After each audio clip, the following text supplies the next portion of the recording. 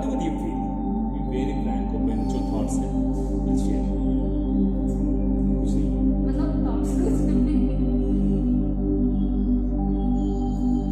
See, Ram के 3 रूप हैं. एक जो राम घर घर में पूजे जाते हैं. एक दशरथ के पुत्र. तीसरा जो दशाननधारी, जो रावण का वध करता है. उनका एक चौथा स्वरूप है जो इन सब से परे है, इन सब से ऊपर है, जो त्रिलोकधारी है. The form of Ram is beyond Trilok. So Ram appears in 3 forms. एक जो घर घर में हम पूजते हैं. दूसरा दशरथ पुत्र. तीसरा जो रावण को मारता है, सीता को वापस लाता है. और चौथा जो तीनों लोक को अपने अंडर में, the one who sees the Trilok under him. So अब इन चारों में क्या अंतर है? जो दशरथ पुत्र है वो एक बेटे का स्वरूप है, जो दशाननधारी है वो एक वॉरियर का रूप है, और जो घर घर पूजते हैं वो भगवान का रूप हो गया. और चौथा तो किसको आपको पूछना चाहिए?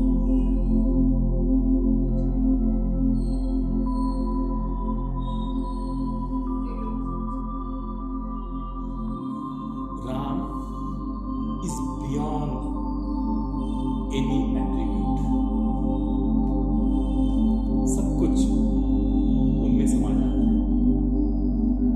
इसीलिए जब कोई इंसान मृत्यु को प्राप्त करता है ना, क्या बोला जाता है? राम राम सत्य है. जो राम से भी ऊपर है वही सत्य है. तो राम के 3 स्वरूप जो संसार में अवतार ग्रहण करके वो अलग अलग तरीके से बताते कि जीवन को कैसे जीना है.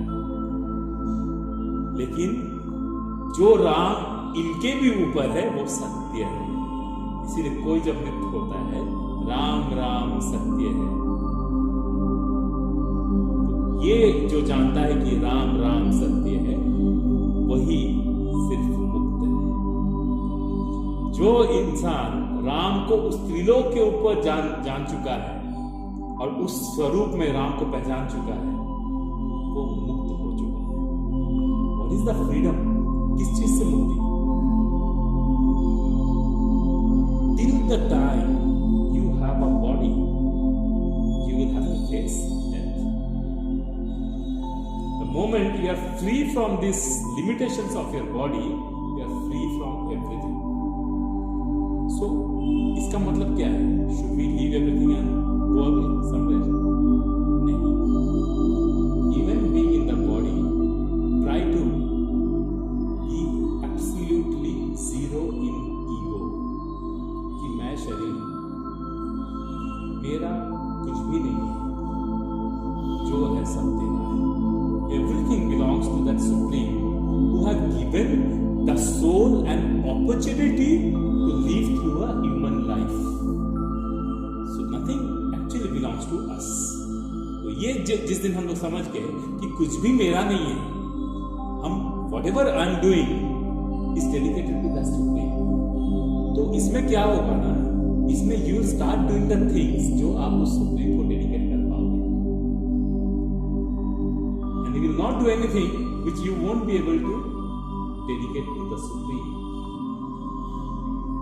इसमें सबसे इंपॉर्टेंट क्या होता है? आपके कर्म शुद्ध होते हैं.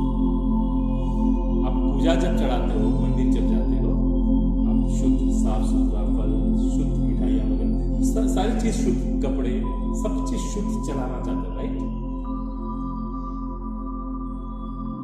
तो आप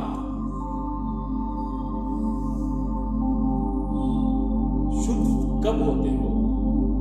जब आप स्ट्रक्चर से बाहर आते हो। You are impure even though आप नहा के मंदिर जाओ, साफ सुथरा होके मंदिर जाओ, your physical form can never be pure. क्यों? Because every second, every minute internally आपके शरीर में मल मूत्र ये सब तैयार हो रहा है। आप शुद्ध कैसे हो सकते हो? शरीर से आप शुद्ध कभी नहीं हो सकते। शुद्धता कहाँ होता है? मन में। मन पवित्र होता है, तभी तो मन में ईश्वर बसते हैं। पवित्र मन रहेगा तो उसमें ईश्वर बसेगा। मन में पवित्रता नहीं रहेगा तो उसमें शैतान का घर होगा, रावण बसेगा। ठीक है? आप अच्छे काम कब करते हो? जब आप अच्छे मन से किसी चीज को ठान लेते हो। आप बुरे काम कब करते हो? जब आपके मन में बुराई हो।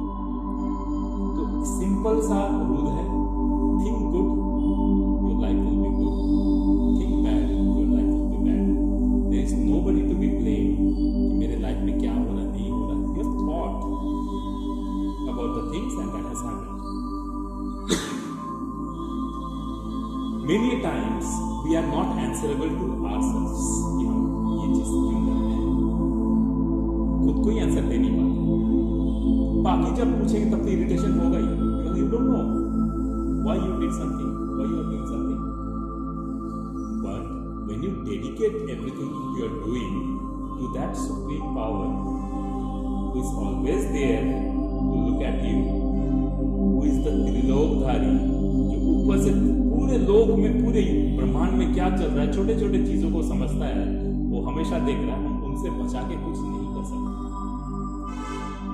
We cannot hide anything from the Creator. Creator is always observing us. चाहे हम कुछ भी सोच ले, हमें लगता है कि हमने बहुत कुछ छुपा लिया है। किससे छुपा लिया? सबसे बड़ा प्रॉब्लम है you yourself और आप खुद गवाह हो कि आप क्या कर रहे हो। हम खुद से चीजों को नहीं छुपा सकते, और जो चीज हम खुद से नहीं छुपा सकते और हमें लगता है कि इसे छुपाना चाहिए, those things creates the most irritated part of our life. हम इरिटेशन में आते, एंजाइटी में आते, डिप्रेशन में आते, क्योंकि हम किसी को बोल भी नहीं सकते और हम खुद से छुपा भी नहीं सकते। तो that thing keeps ruining your inner peace.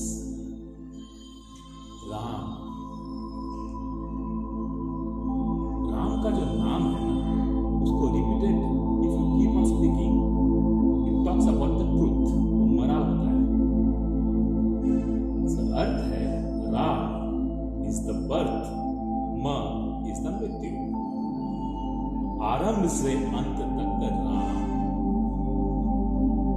और जब हम बार बार राम को प्रोनाउंस करते रहते हैं, मरा मरा मरा मरा आता है, जो कि जीवन में कोई गलत नहीं है। That's the truth of your life. हम जो इस शरीर को बहुत कुछ समझ के सोचते हैं ना, मैं ये हूं, मैं वो हूं, बहुत लोग बहुत कुछ सोचते हैं। There are a lot of things that I have done this in my life, I have done, you have not done anything. You are not capable of doing anything or earning anything in this world, because you cannot earn something that doesn't belong to you. Anything of this world doesn't belong to you. Everything belongs to that Supreme who have created everything. It's like you have discovered something और कोई और claim कर रहा है कि मैंने किया है। So you know the fact that what you have done, someone else has not done, right? So at that moment you smile because you know the truth. This is what happened when some people says that यहाँ से वहां तक ये सारी जमीन मेरी है। So here the Almighty smiles, doesn't say anything, because there are a bunch of fools in this universe who think that the things in the universe belong to them. और उसी सोच में धीरे धीरे अपने लाइफ को पूरा बिता देते हैं, सोचते कि सब कुछ मेरा है। कुछ भी किसी का नहीं होता यार। इसीलिए we should not be stuck into the things made up of any of the materialistic forms, क्योंकि it will change. आप जितना भी सोच लो, suppose any person in your life today that person is something, कुछ दिन बाद वो इंसान बदलता है. So it's not the problem of that person, it's your problem that you trusted in something which is subject to change. हर इंसान बदलेगा, हम उसे रोक नहीं पाएंगे क्योंकि हम खुद को भी बदलने से रोक नहीं पाते.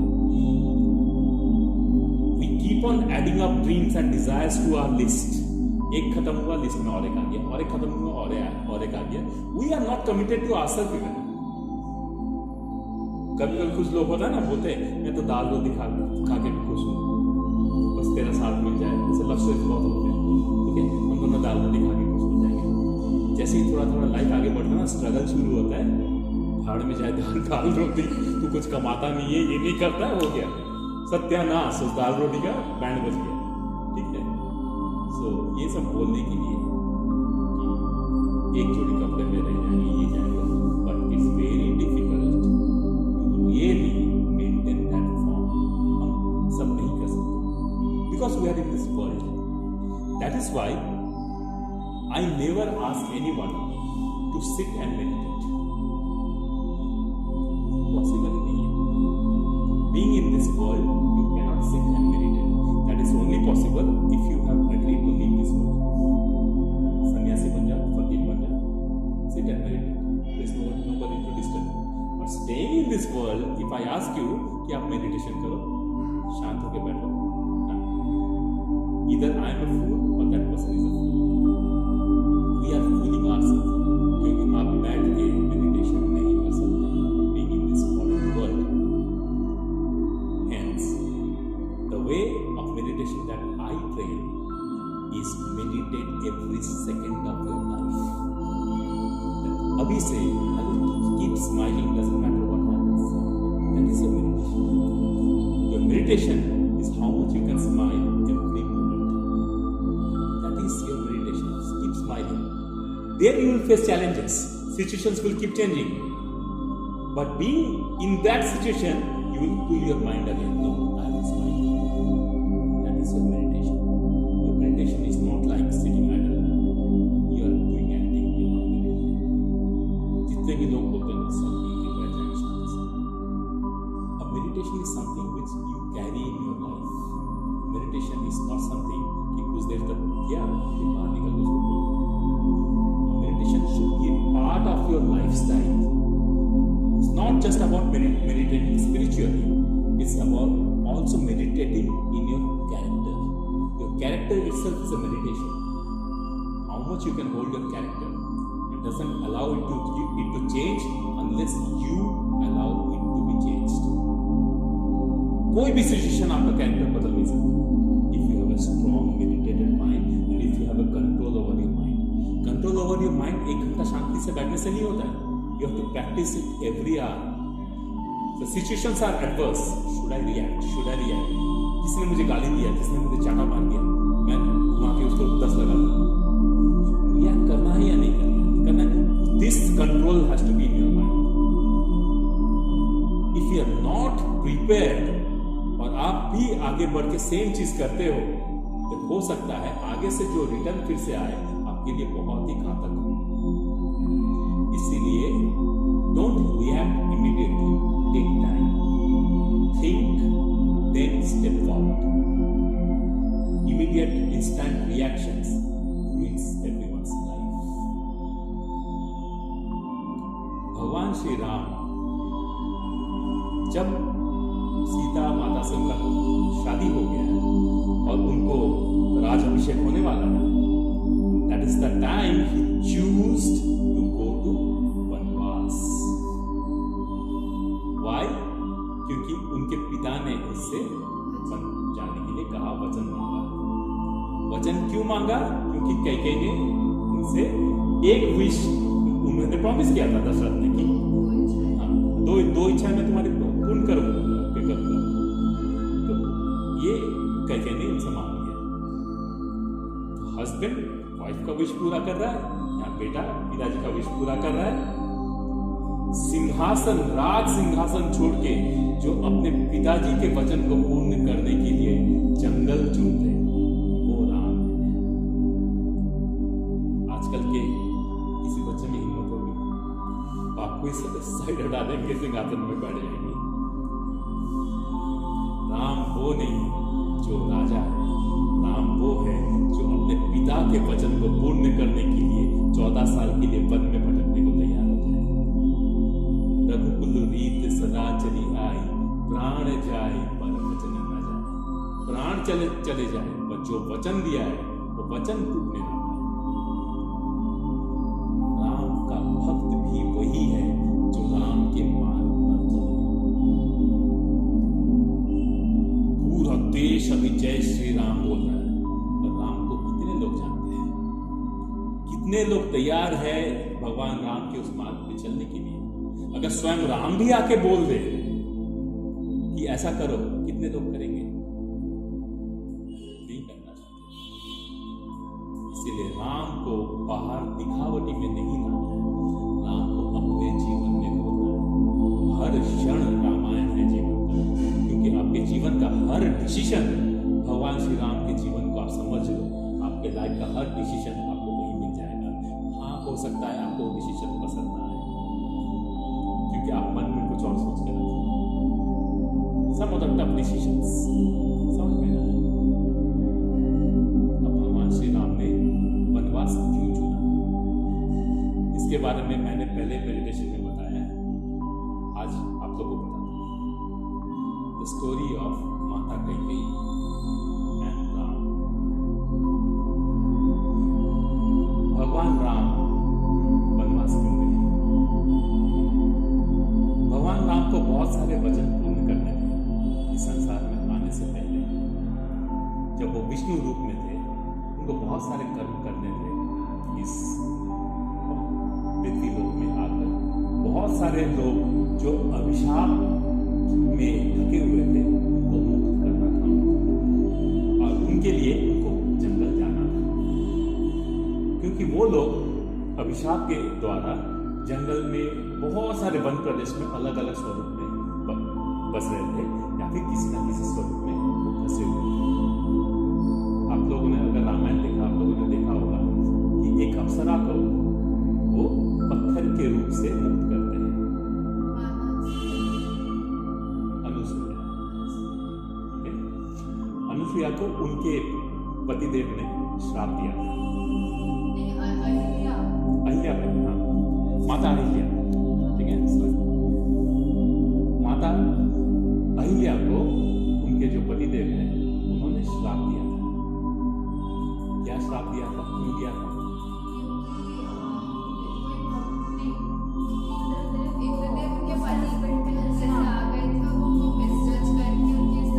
Very good. उसकी वजह से उससे उनको बना दिए। इंद्रदेव को वो बहुत पसंद है, लाइन मानो, सिंपल लैंग्वेज।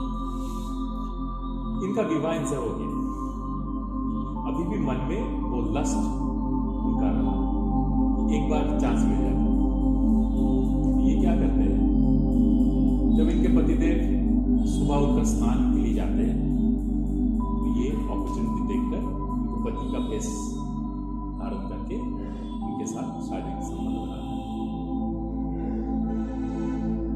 जैसे ही वो बाहर आते हैं दुनिया से, तब उनके पतिदेव वापस आ जाते हैं।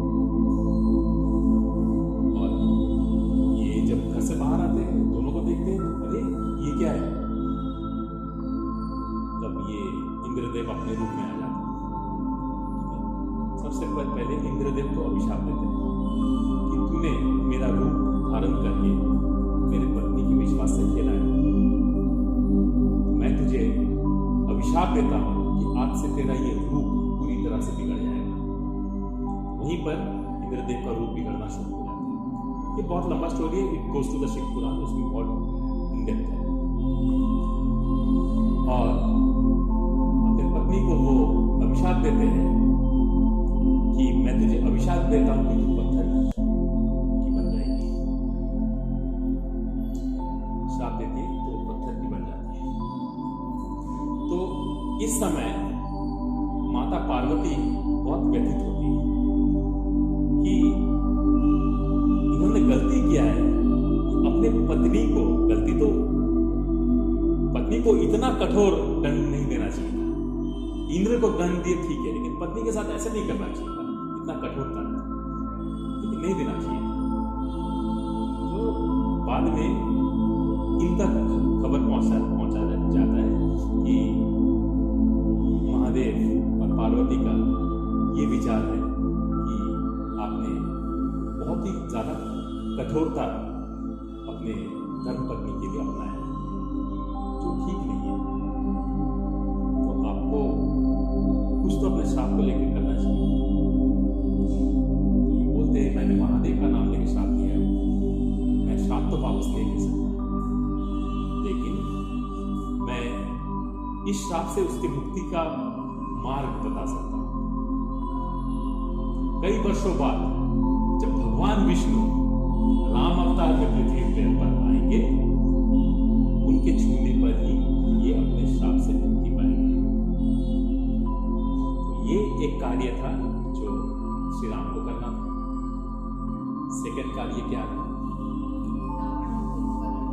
वो तो है, वो तो मेन फाइनल मूवी का एक्शन सीन है। बहुत सारे कर्म थे और एक कर्म था खेवट, जो उनको नदी पार करवाते हैं, उसको सेवा करने का मौका देना था। क्योंकि जब भगवान राम विष्णु रूप में थे तो कोई खेवट रूप में जन्म होने से पहले एक कछुए के रूप में उनकी बहुत इच्छा थी कि भगवान राम के चरण स्पर्श करें या उनके चेहरे को देखें। लेकिन उस वक्त भगवान राम की विष्णु की रक्षा कौन कर रहे थे? शेषनाग और माता लक्ष्मी उनके पैर दबा रहे थे। तो जैसे कछुआ उनके पैर की तरफ आ रहा था शिव सागर में, उनको भगा दिया।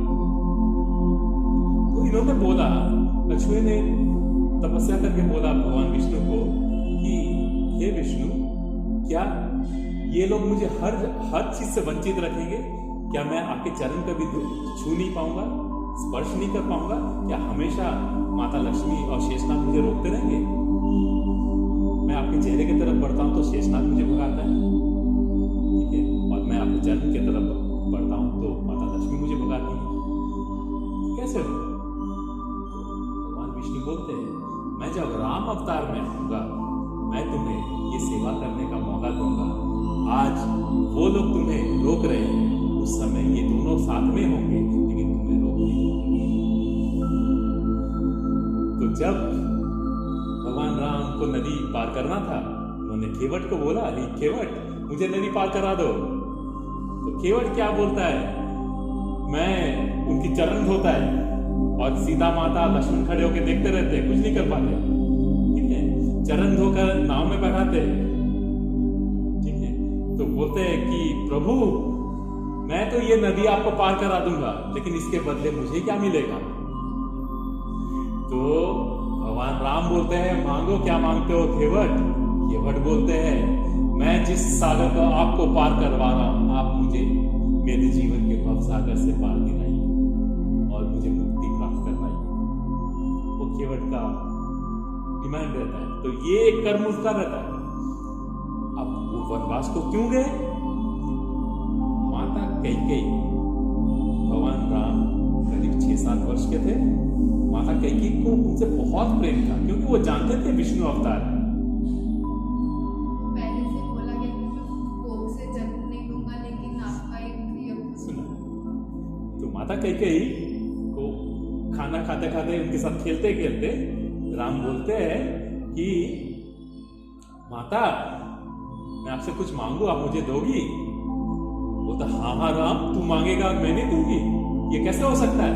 सोच लो माता, जो मांगूंगा उससे सबसे पहले आपकी बहुत बदनामी होगी। ये बोलता, मुझे कोई परवाह नहीं है। दूसरा एक और अहित होगा। क्या अहित होगा? कि कोई भी अपने बेटी का नाम कैकेयी नहीं रखेगा। माता बोलती, मुझे मंजूर है, एक और अहित भी आपके साथ होगा। क्या? आप विधवा हो जाओगे। माता बोलती, ये क्या बोल रहे हो? आपने मुझे वचन दिया माता, मैं जो मांगूंगा आप दोगी। बोलो, आप इस वचन को पूर्ण करोगी या नहीं?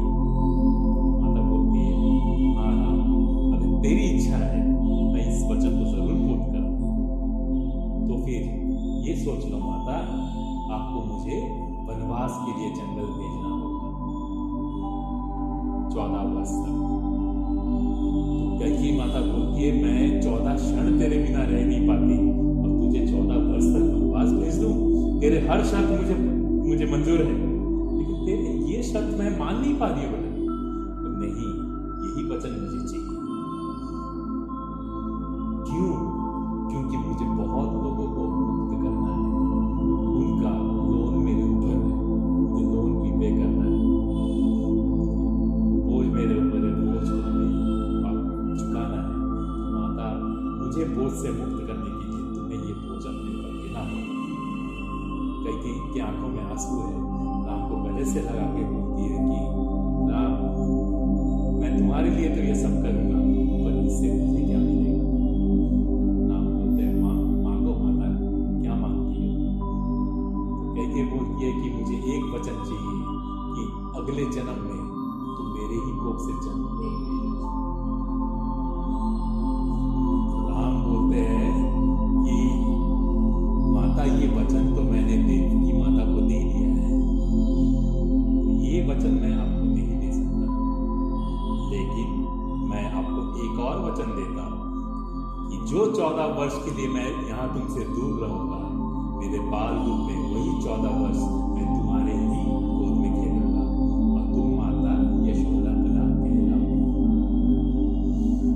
तो मैं जब कृष्ण रूप में आऊंगा, मैं देवकी माता के कोख से जन्म तो लूंगा, पर 14 वर्ष तक मैं तुम्हारे ही पास में बनूंगा। ये अभिशाप को पूर्ण करने के लिए जब राम बड़े होते हैं, सही क्षण का इंतजार करते हैं, तो कैकेयी को बोलते हैं माता यही क्षण है, आप मुझे वनवास भेजना है। माता कैकेयी अपने मन को कठोर बनाते हुए जाके राजा दशरथ से वो वचन मांगते हैं कि आपने मुझे 2 वचन पूर्ण करने के लिए मुझे बोला था, ये मेरा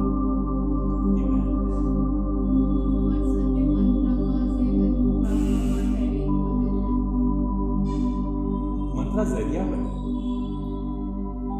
मंत्रा उसका जरिया बने। मंत्रा को भी सब मालूम था, और कैकेयी को जो वचन भगवान राम ने जो वचन दिया था ना, इसके बारे में भी मंत्रा को मालूम था। तो Manthara has played her role in the plot, she also knew everything. और राम जी वनवास से लौटने के बाद सबसे पहले किससे मिले? माता कैकेयी से। ये राम है जिसके वजह से उनको वनवास भेजा गया, जिन्होंने सब कुछ किया उनके लिए, जाके उनका चरण स्पर्श करते हैं, मंत्रा को श्राप से मुक्त करते हैं। राम वो नहीं जो पिता के वचन को ठुकरा कर सिंहासन ग्रहण करे, राम वो है जो पिता के एक वचन के लिए अपने राज्य को त्याग करके रह जाए। और उनके साथ साले भाई भी कैसे हैं? भगवान राम वन को गए हैं, तो भरत के पास मौका है राजा बनने का, उनके खड़म को सिंहासन में सजा के उसकी सदा पूजा करते रहे कि भगवान राम यही है, यही रहेंगे। This is how Ramayan sets an example कि एक भाई को कैसा होना चाहिए। लक्ष्मण शेषनाग थे, लक्ष्मण ग्रुप में हमेशा जब विष्णु सोते थे तो शेषनाग जागते थे और लक्ष्मी उनके जन्म दिवाते थे। तो लक्ष्मण और सीता साथ में चले गए वन को। राम ने बहुत समझाया कि आपको वनवास नहीं मिलना है, आप तो क्यों जा रहे हो? तो बोला हम तुमसे अलग कैसे रह सकते हैं राम? लक्ष्मण तो अच्छी तरह से जानता था, राम भी जानते थे शेषनाग है, तो शेषनाग से अलग विष्णु कैसे रह सकते हैं? इसीलिए लक्ष्मण ने तपस्या करके ये वरदान मांगा कि 14 वर्षों तक मुझे नींद ना आए, ताकि मेरे प्रभु वो शांति से सो सके। और 14 साल तक लक्ष्मण ने सोया नहीं, लेकिन ये 14 वर्षों तक इनकी नींद कौन पूरा करता था? उर्मिला, उनकी धर्मपत्नी। क्योंकि उर्मिला कि प्रभु ही उनके साथ नहीं है। तो प्रभु को सपोर्ट करने के लिए उनको जो नींद चाहिए, क्योंकि हस्बैंड वाइफ का जो रिलेशनशिप होता है ना, it's not like two other bodies, ठीक है, it should be like the life partners. जितना तकलीफ मैं झेल रहा हूँ उतना तकलीफ उधर से शेयर हो जाता है, तो बोझ हल्का होता है। तो लक्ष्मण निश्चिंत है, मुझे सोने की आवश्यकता नहीं है, ठीक है। शेषनाग का कार्य निकल गया।